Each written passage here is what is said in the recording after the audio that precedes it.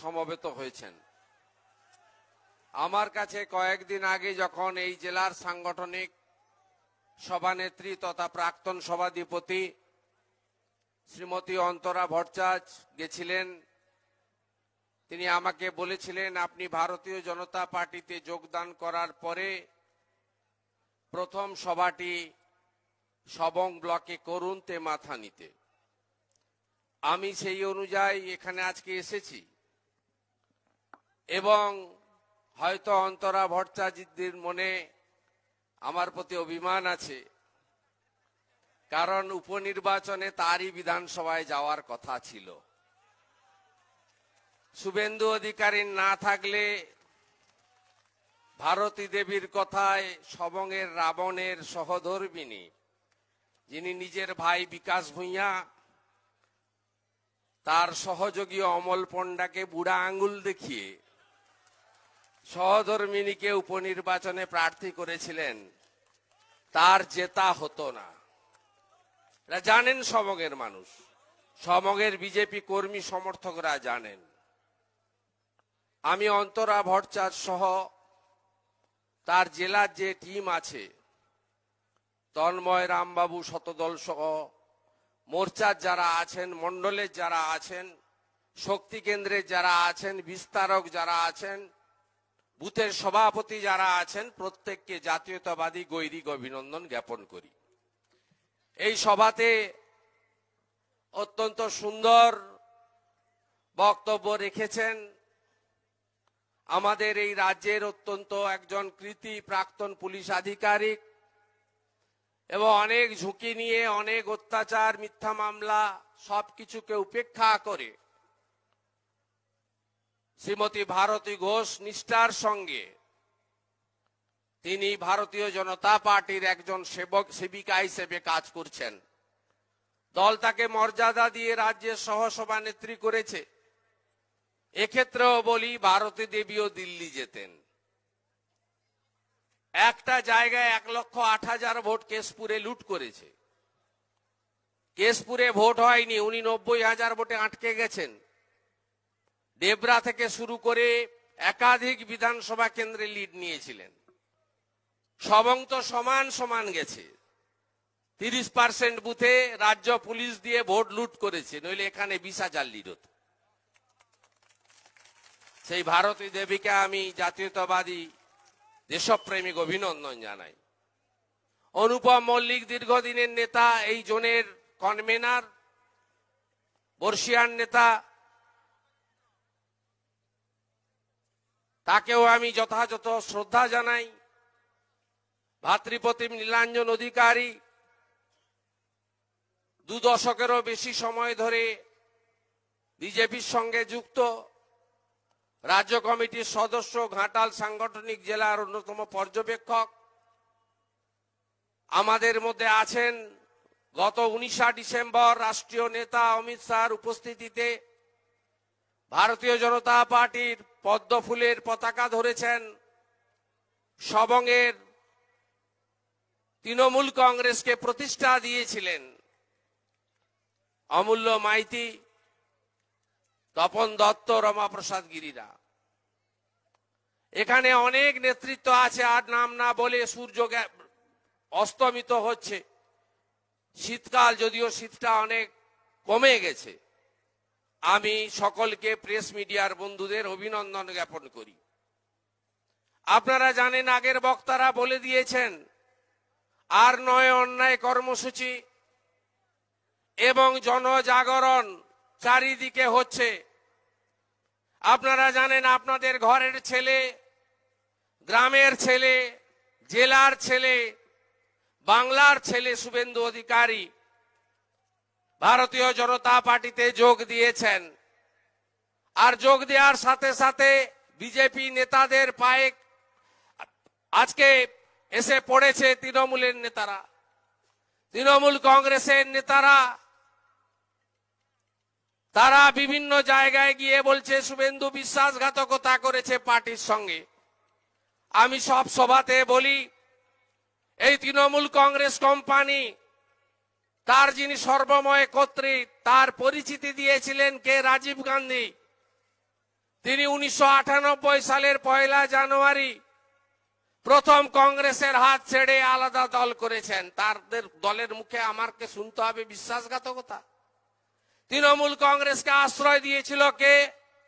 ভারতরত্ন প্রাক্তন প্রধানমন্ত্রী অটল বিহারী বাজপেয়ী, ভারতীয় জনতা পার্টি এনডিএ লালকৃষ্ণ আদবানি।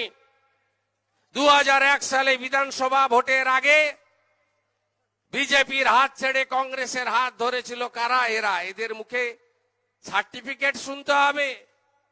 আবার 2001-এর বিধানসভা ভোটে হয় এবার নয় নেবার, হেরে যাওয়ার পরে আবার গিয়ে পায়ে পড়েছিল কে? তৃণমূল কংগ্রেস 1.5 জনের কোম্পানির যিনি মালিক, তিনি কয়লা মন্ত্রী হয়েছিলেন এনডিএ গভর্নমেন্টের। 2004 সালে বিজেপির সঙ্গে জোট করেছিলেন। এখন বলছে আমাকে গডসের পার্টিতে গেছে। আরে গডসের পার্টি না থাকলে ওই ছোট আঙ্গারিয়া, কালকে গত পরশুদিন গড়বেতা গেছিলাম, ছোট আঙ্গারিয়াতে যারা মারা গেছিল সেদিন যদি এনডিএ টিম বিজয় গোয়েল, কিরিটি সোমাইয়ের নেতৃত্বে না আসতো, সিবিআই তদন্ত না হতো, তোমাদের খুঁজে পাওয়া যেত না। 2006 সালে ধর্মতলার অনশন শরবত খাইয়ে ভেঙেছিল কে? তার নাম রাজনাথ সিং, কেন্দ্রীয় মন্ত্রী। সেই গডসের পার্টির রাজনাথ সিং যদি না আসতো তাহলে তোমার অনশন ভাঙতো কে?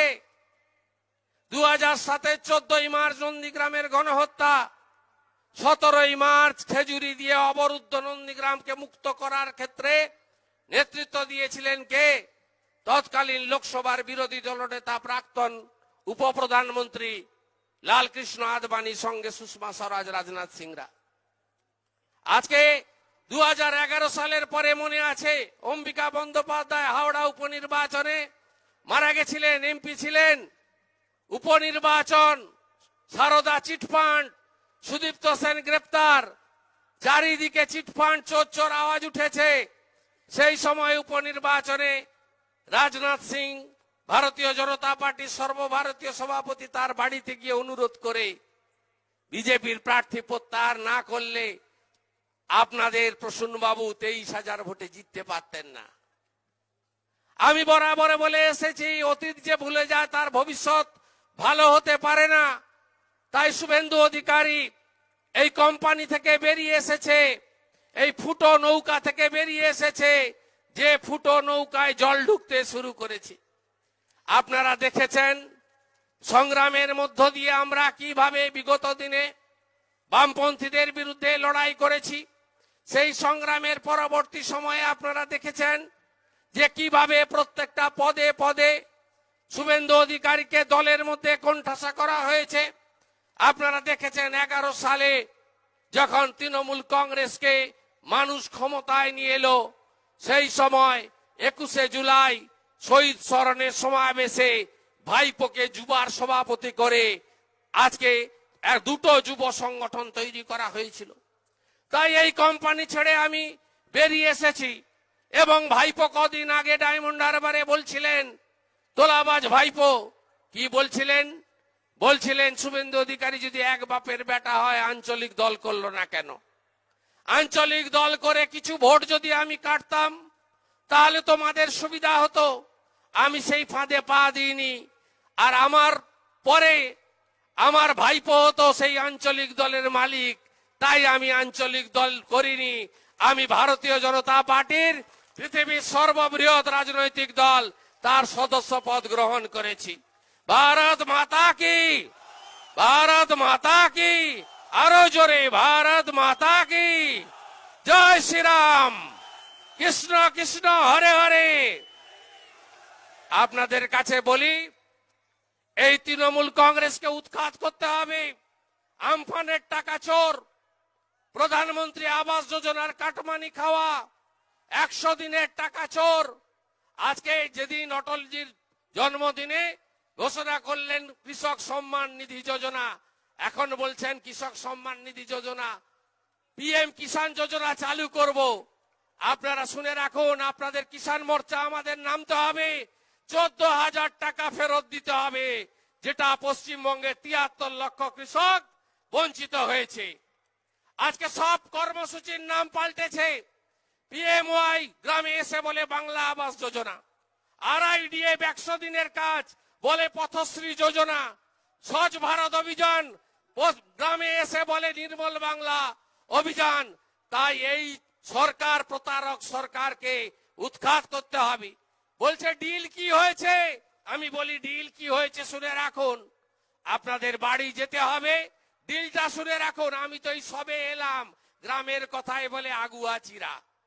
আপনারা জানেন বীজ ধান ফেলার আগে কর্ষণ করে কৃষকরা মাটি তৈরি করে। আজকে সবঙ্গে আমি প্রথম এলাম, শুনে রাখুন এখানকার যিনি চিট ফান্ডের টাকা মারা নেতা বড় বড় কথা বলছেন। 16 সালে সূর্যবাবুকে জড়িয়ে ধরেছিলেন নারায়ণগড়ে, আপনার ছবি দেখেছে। 2009 সালে 9ই আগস্ট হাতে জুতো নিয়ে ধুতি গুটিয়ে ছুটছিলেন মঙ্গলকোটের মাঠে। সেদিন ফোনে বলছিলেন বুদ্ধদা বাঁচান, বুদ্ধদা বাঁচান। এগুলো মানুষ জানে। আপনি উপনির্বাচনে শুভেন্দু অধিকারী না এলে জিততে পারতেন না। আর 21-এর ভোটে সবঙ্গে পদ্মফুল, অন্তরা ভট্টাচার্য, ভারতী ঘোষ, শুভেন্দু অধিকারী ফুটাবে ফুটাবে ফুটাবে। আজকে অনেক বেলা হয়ে গেছে, সূর্য ডুবে গেছে, অনেক বেলা থেকে সভা, আরো অনেক সময় দেব, বারে বারে ছুটে আসব এবং পশ্চিম বাংলায় 2021-এ সোনার বাংলা তৈরি করতে হবে। নরেন্দ্র মোদীর হাতে এই বাংলাকে তুলে দিতে হবে। পিএম কিষাণ, আয়ুষ্মান ভারত, কেন্দ্রের কর্মসূচি চালু করতে হবে। কলকাতার দিল্লিতে একই দলের সরকার তৈরি করতে হবে। ডিল হয়েছে আমার সাথে, এসএসসির পরীক্ষা প্রত্যেক বছর হবে, মেধা অনুযায়ী চাকরি হবে, টেটের প্রাইমারি নিয়োগে দুর্নীতি হবে না, প্রতি বছর কলেজে ছাত্র সংসদের ভোট হবে, ইউনিভার্সিটিতে রাজনীতি হবে না, আর বাংলার গর্ব বলা হবে বিদ্যাসাগরকে, নেতাজিকে, বিবেকানন্দকে, রবীন্দ্রনাথ ঠাকুরকে বাংলার গর্ব বলা হবে। এই ডিলটা বিজেপির সঙ্গে আমার হয়েছে।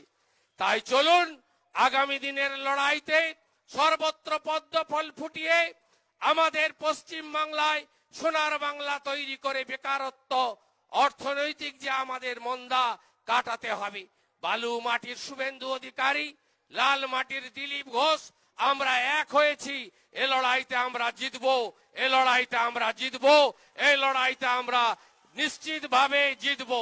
ঘাটাল সাংগঠনিক জেলায় আমার আগামী কর্মসূচি আছে 16 তারিখে কেশপুরে।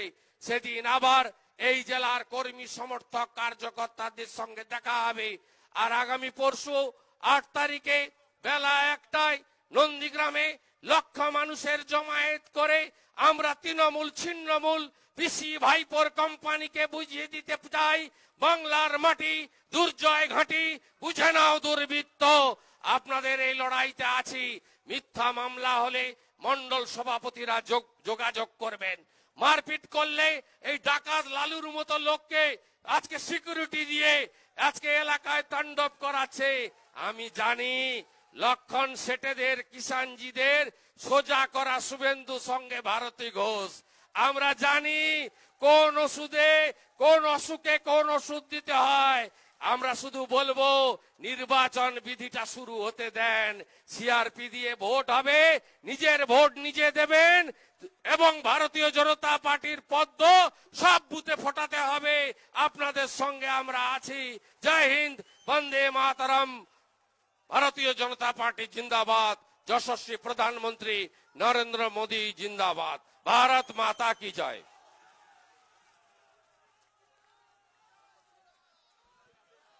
আমি অনুরোধ করব যে যারা কর্মকর্তা আছেন, আমি নাম পড়ছি, এদেরকে জয়েনিং করানোর জন্য আমি উঠে আসতে বলবো।